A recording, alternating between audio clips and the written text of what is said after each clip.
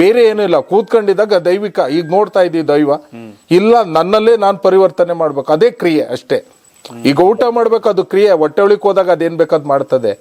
ನಾನು ಊಟನೇ ಮಾಡ್ಲಿಲ್ಲ ಅಂದ್ರೆ ಯಾವ ಕ್ರಿಯೆ ಬರುತ್ತೆ? ಹೌದು ಹೌದು, ಇದು ಮೂಲ ತಾತ್ಪರ್ಯ. ಆ ಕ್ರಿಯೆನೇ ಬಾಬಾಜಿ ಹೇಳ್ಕೊಟ್ಟಿರೋದು, ಬೇರೆ ಇನ್ಯಾ ಕ್ರಿಯೆನೂ ಇಲ್ಲ. ಏಕಮೇವ ದ್ವಿತಿ ಅಂದ್ರೆ ನಿನ್ನಲ್ಲೇ ಒಂದಿದೆ, ಅದನ್ನ ತಿಳ್ಕೊ. ಏಕಮೇವ ದ್ವಿತಿ ಅಂದ್ರೆ ಅದೇ ಕ್ರಿಯೆ. ನಿನ್ನಲ್ಲೇ ಒಂದಿದೆ, ನೀನು ಕೊಟ್ಟವ್ರು, ನಿನ್ನಲ್ಲೇ ನೀನ್ ತಿಳ್ಕೊಂಡಾಗ ನೀನು ಕೊಟ್ಟಿದ್ದು ಯಾರು ಅಂತ ಗೊತ್ತಾಗುತ್ತೆ. ಅದನ್ನೇ ಏಕಮೇವ ದ್ವಿತಿ ಅನ್ನೋದು.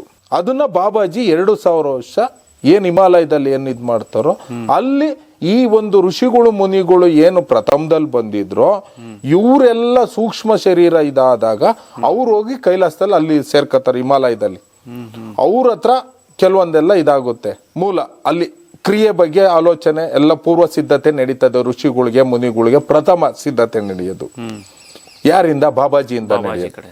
ಬಾಬಾಜಿಯಿಂದ ನಡೀತದೆ. ಆ 2000 ವರ್ಷ ಆದ್ಮೇಲೆ ಅಲ್ಲಿಂದ ಒಬ್ಬೊಬ್ರನ್ನೇ ಒಂದೊಂದು ಜಾಗಕ್ಕೆ ಕಳಿಸ್ತಾರೆ. ಅಲ್ಲಿಂದ ಬಂದವರು 2000 ವರ್ಷ ಆದ್ಮೇಲೆ ಬಂದವರು, ಪ್ರಥಮವಾಗಿ ಬಂದವರೇ ಅಗಸ್ತ್ಯರು. ಈಗಿನ ಕಾಲದ ಕರ್ನಾಟಕದ ಶಿವಗಂಗೆಗೆ ಬರ್ತಾರೆ ಅಗಸ್ತ್ಯರು.